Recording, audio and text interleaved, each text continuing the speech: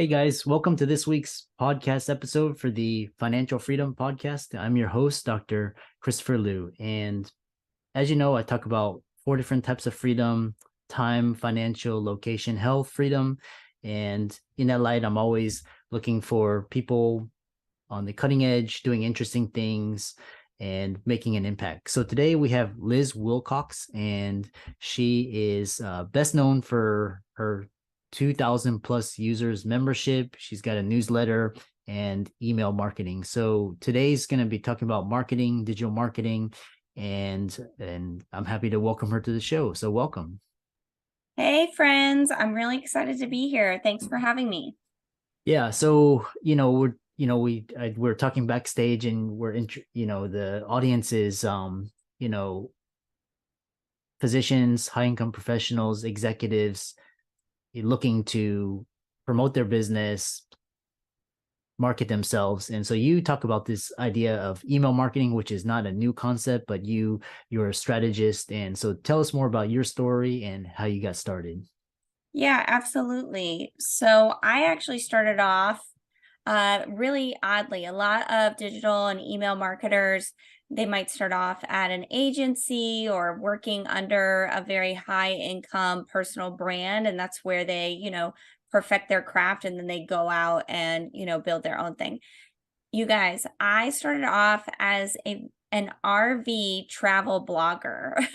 So I was just traveling the country trying to make, a dollar here or there, but I listened to amazing podcasts like Dr. Chris's, and I realized that every guru, quote unquote, out there was touting about their email list. The number one mistake that they made was, oh, I didn't take my email list seriously in the beginning. I focused on social media, or I worked off of referrals until that dried out. And so, y'all, mama didn't raise no fool. I said, well, if all of these, big time guys are focused on email marketing, that's what I need to do. And lucky for me, I'm traveling around. I didn't have very good internet. So it was perfect. Email doesn't take a lot of bandwidth the same way as going live on Facebook does. So I said, okay. And I just doubled down on email marketing, doubled down on building my email list, finding the right people. And once I got a list full of people, I started to ask them, the next step was create a service or create a product for the people on your list. So I asked them, what would you like from me? And, they told me, oh, you're really good at telling a story. You're pretty funny. So my first digital product was a collection of funny stories about the RV life. That sold something like $7,000 in the first few months, and got picked up by an international sponsor, yada yada yada. I got really good at it. I created lots of other digital products, and people started asking me, you're a blogger, but you don't really blog. What are you doing? You obviously are making money. And I said, email marketing. And that's when I knew that I needed to sell that travel blog and go all in teaching people about email marketing. And that's why I love, and I'm so excited to be on the show today, because I love talking to people who aren't doing typical things. If you're already earning a high income over here from something you went to university for, you followed that path, and now you're trying to build something on your own. I love that so much. It's so different. It's so fun to talk to you, because email can be really simple. And for somebody who probably is still working their, 9 to 5, or maybe you have a private practice or something, you have your own firm, you don't have a lot of time. And email is just this really quick thing. So I'm excited to talk today. Yeah. Really interesting story. And I get, for a lot of the audience out there, tell us a little bit, because you sounds like you were a digital nomad. Was that through passive income? Were you able, how were you Yeah. able to? I mean, we all would love some passive income, but at first it wasn't very passive. Right now I have quite a bit. But at first, it really was that grind of getting people on my email list, getting visible. I'm doing this podcast today. That's in an effort. Maybe one day you'll join my email list. You'll say, oh, yeah, I like what Liz has to say. Doing things like that, blogging, guest blogging, getting on other people's blogs, that kind of thing. And I was mainly selling digital products. So I had a book, I launched a digital course. I had a digital summit, something that I hosted a lot. We've all been to conferences.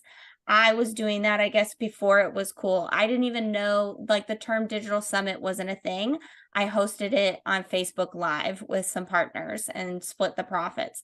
So things like that. I was just, any and every idea that I heard, I said, oh, yeah, I'll try that. I'll try that.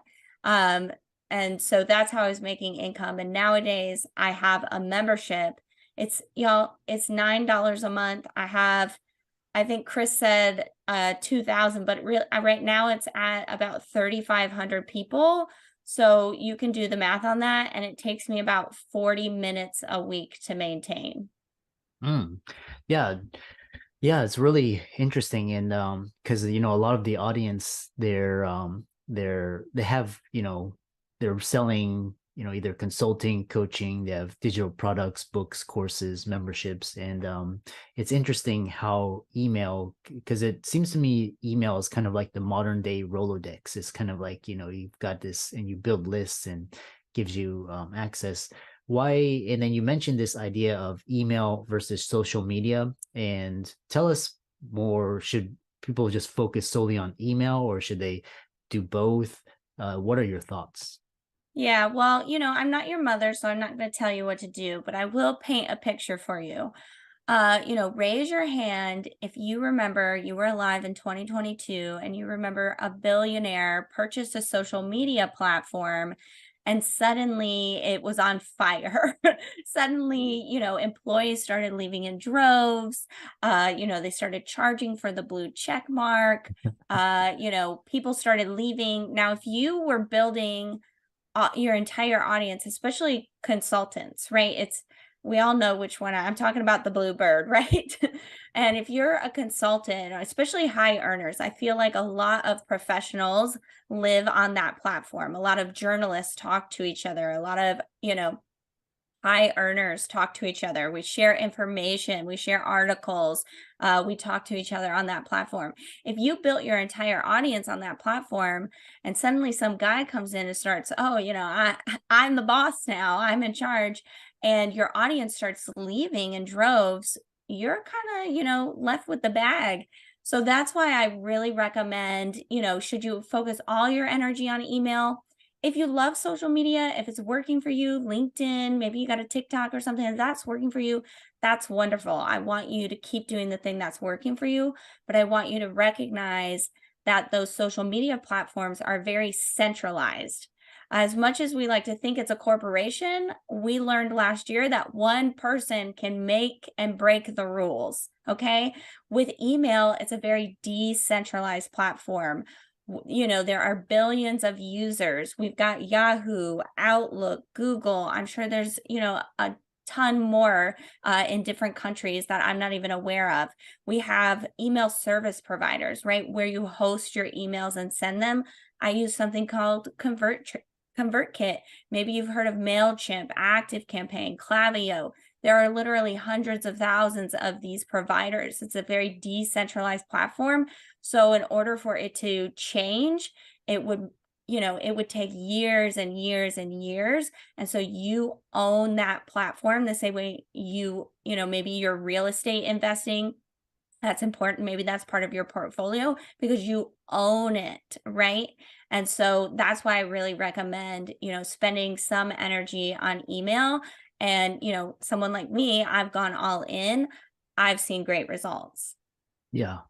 And for the listener out there, they're interested in they're listening to this and they're like, oh, email, this is like another strategy I can use in addition. And how long would you say it takes for someone getting started email to see results or see success in their whatever they're selling? Sure. So, we all love this answer. Well, it depends, Dr. Chris. It really does depend on how aggressive you're being with list building. If you have the right offer, oftentimes I see people, oh, email doesn't work. That's usually because who they think is on their email list and who's actually on their email list are completely different people, right? Especially if you're running Facebook ads. to generate leads. And then it's like, why isn't anyone booking a call? It's like, well, let's go back to the free offer you gave them or the incentive you gave them to sign up. Let's go back to who you're running these leads to, and let's look at your offer and, cross-reference. Does this actually make sense for the people you're getting? So it really depends on, if you nail that, you have a great offer and you're finding those right people, you can see pretty immediate results. Something that I suggest when you build your email list is to have something called a tripwire. So let's say Hmm. I sign up for Dr. Chris's email list. He says, oh, he's giving me a checklist for XYZ. And instead of sending me to a thank you page, once I hit submit, once I hit, yes, I want to be on your email list, it takes me to a sales page, right? And this is a low cost offer that says, hey, while we're here, I know you're interested in X and Y. Here's the perfect compliment Z, right? Or here's a discount for my one-on-one, or, here's, a coupon code. Here's this, here's that. Just something, I mean, I'm sure we've all seen it. We've all signed up for an email list and suddenly we're being sold to. This does two things. Number one, hopefully some people will buy. It's not going to be a huge percentage. You're not going to make $1 million right off the bat, but it sets a precedent. Oh, I just signed up for this list. This person or this company, this is a business. They're offering me real solutions, not just free stuff that I can, ignore the rest of my life, right? How many emails do you sign up for and you never use the discount code, or you never open up the PDF file, right? But so it takes them from that mindset to, oh, this is a business. This offers me real solutions that I can look at. And that's going to make your email list just right off the bat that much better and that much more lucrative for you. Yeah, interesting. I've never heard that term, tripwire is really, I've always heard of, lead magnet or, something to get them to, but that's interesting, when the customer is there, by the way, there's this and that, and kind of looks like that's how you're able to turn, a $9 offer into, multiple six figures with no ads. Absolutely, y'all. That's my $9 membership is my tripwire. You join the list and then it says, hey, if you really want to get started, just join this membership. This really is the best value, the most bang for your buck. Why not get it right now? And of course, not everyone is going to buy, but those really warm leads, those people that, they found me online, they heard me on a podcast, however I'm getting visible, those people that are really ready for the next step are going to join right away. So why not put it in front of them right away? It really helps capture not just those leads, but capture that revenue for yourself as well. Yeah. Yeah. Fascinating. And then this is your journey is very interesting. And I really love the layout of your, website, kind of how you branded yourself. And so one thing that is interesting is you started out with a blog, looks like you sold it, you've been successful with email marketing, and now you speak and you help clients. So tell us more that journey from, you developed a skill, you got success, and now you're being an influencer. And because some people are interested in turning their expertise and skill into helping others. Absolutely. I think I hinted at this. It's really just about visibility, right? The more visible you can be, the more people are going to see you, the more people are going to see you as such and such expert. So when I was first starting, in my RV days, in my email days, it was, I want to be the person. If you Google me, you'll see, oh yeah, she's got a loud personality. She's not hiding in the back of the room. And that is really important when you want to become that expert, right? When you want to, we're all high earners here. So we all are incredibly ambitious, I'm sure, right? And so, otherwise you wouldn't be trying to start this new thing over here. So you've got to be comfortable with getting visible and saying, hey, this is my methodology. This is how I do things differently. And, anybody who resonates should come over here and check this out. And so what I've done, especially in the email marketing business, I used to say to myself, if people ask me, what's your goal is? What are you trying to get at? What's success to you? I would say, if you're in a room and somebody asks a question about email, I want the other person to turn around and say, you need Liz Wilcox. And that was all, in the forefront of my brain. And that helped push me to, reach out to people like Chris, ask for people to, allow me to come into their spaces, to go into Facebook groups, LinkedIn groups, TikTok, Instagram, wherever, and join the conversation. I'm not going to ask to be invited. I'm just going to join in, and I'm going to be a little unashamedly uh, aggressive about what I have to teach. And again, it's going back to, I know I have this thing. I know that I do it differently, and that's why it's better. And I want to go out and find those people that need me, right? Because some people, the way I teach email is different than other people, and they're going to find their right people. But I know there are people out there that are going to resonate exactly with what I've got to say. And so it's my responsibility to go out there and find them. So just, any sort of visibility I can get, I'm going to take it. I don't care if I'm just talking to, the person who asked me. Nobody comes live. Nobody listens to the podcast. Nobody reads the blog post, but the person that published it. If I can just connect with that one person, that's good enough for me. That's enough visibility for the day, because I'm playing a long-term game. I know, just like, I had to go out and get my master's degree. That took 6 years. That was a long time, but I knew it was going to pay off at the end. That's the same in my business. It might, feel like a grind, or, oh, I only talked to 2 people today, or I don't even know if they're going to publish that and when. It's all about just, knowing that I'm putting in the work, I'm laying the bricks, and one day I'm going to have that wall. I'm going to have those followers. I'm going to have that revenue, and I'm going to establish that expertise that I know I have.